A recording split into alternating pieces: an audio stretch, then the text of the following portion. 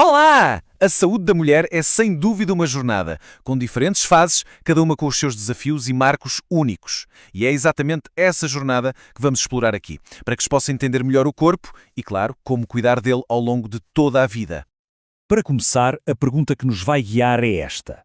Pensem nela como um mapa, que nos vai levar a navegar pelos momentos mais importantes, desde a adolescência até à maturidade. Muito bem, vamos mergulhar na primeira grande fase, os anos reprodutivos. E olhem, este é um período absolutamente fundamental. Não estamos a falar só de fertilidade. É uma fase crucial para se estabelecerem hábitos de saúde proativos e, talvez, o mais importante, para se aprender a compreender os sinais que o corpo nos dá. E por falar em sinais do corpo, uma das condições mais comuns desta fase é a síndrome do ovário policístico, ou SOP, como é mais conhecida. Agora, é muito importante entender isto. A SOP vai muito além de ser só um problema nos ovários.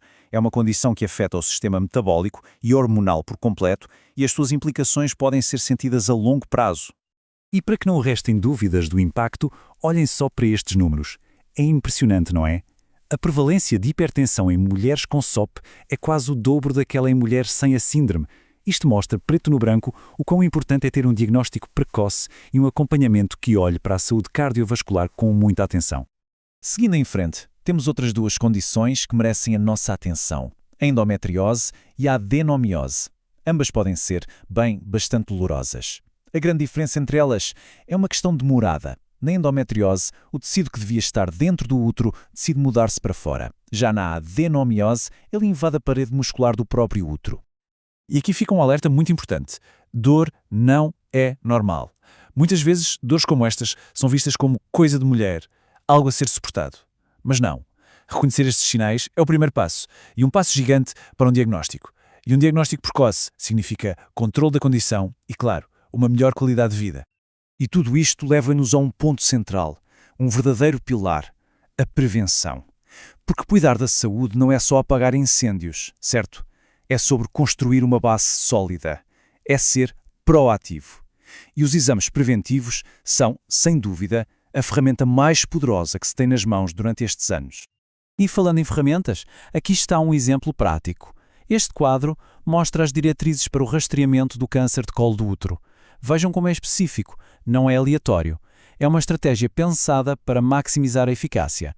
E vale lembrar, este é um dos tipos de câncer com maior chance de prevenção se o acompanhamento for feito direitinho.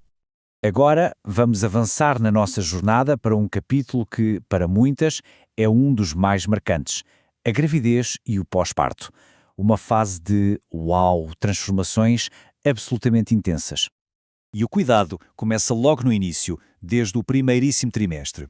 Esta lista dá uma ideia da quantidade de exames essenciais. Cada um deles é uma peça de um quebra-cabeça, montando uma base de segurança para a gestação. O objetivo é, claro, proteger ao máximo a saúde da mãe e, claro, do bebê que está a caminho.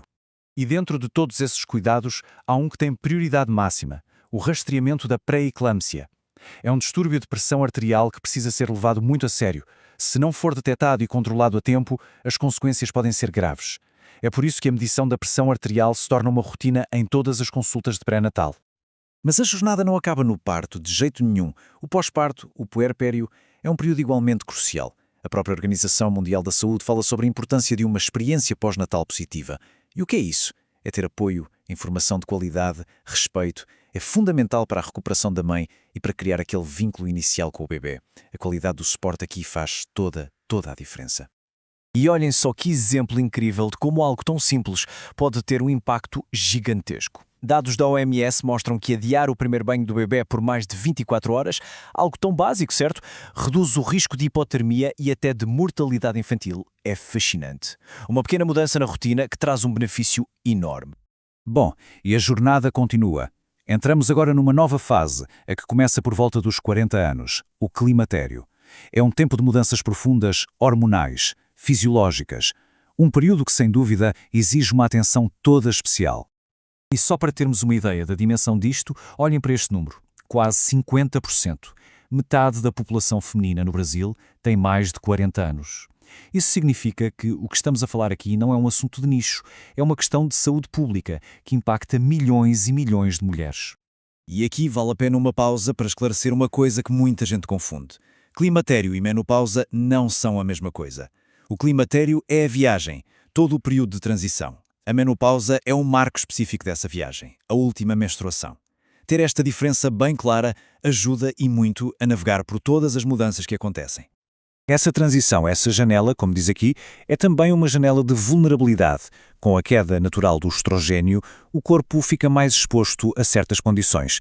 E duas áreas que precisam de atenção redobrada são a saúde dos ossos, por causa da osteoporose, e a saúde do coração. O risco de doenças cardiovasculares aumenta e é preciso estar de olho. Mas se há vulnerabilidade, também há prevenção. E este quadro é basicamente um guia prático, um checklist. Mamografia, rastreamento coloretal, atenção à osteoporose, são os exames essenciais para esta fase. Reparem que a palavra-chave, mais uma vez, continua a ser a mesma: prevenção. Ok, depois de toda esta viagem, chegamos à parte final. À hora de juntar tudo o que vimos e transformar num verdadeiro kit de ferramentas. A ideia é essa: transformar conhecimento em ação, para que cada pessoa possa gerir a sua saúde de uma forma mais informada e, principalmente, mais ativa. Então, no fundo, tudo se resume a estes 4 passos. Primeiro, entender o próprio corpo. Segundo, priorizar sempre os exames preventivos. Terceiro, mergulhar de cabeça nos cuidados pré- e pós-natais. E quarto, gerir ativamente a saúde depois dos 40. A proatividade é o fio que une todas as fases. Cada passo destes constrói uma base mais forte para uma vida mais saudável. E esta citação do Dr. Jaime, ela resume tudo de forma brilhante. A responsabilidade do profissional de saúde não é só tratar, mas também tranquilizar, informar, dar segurança.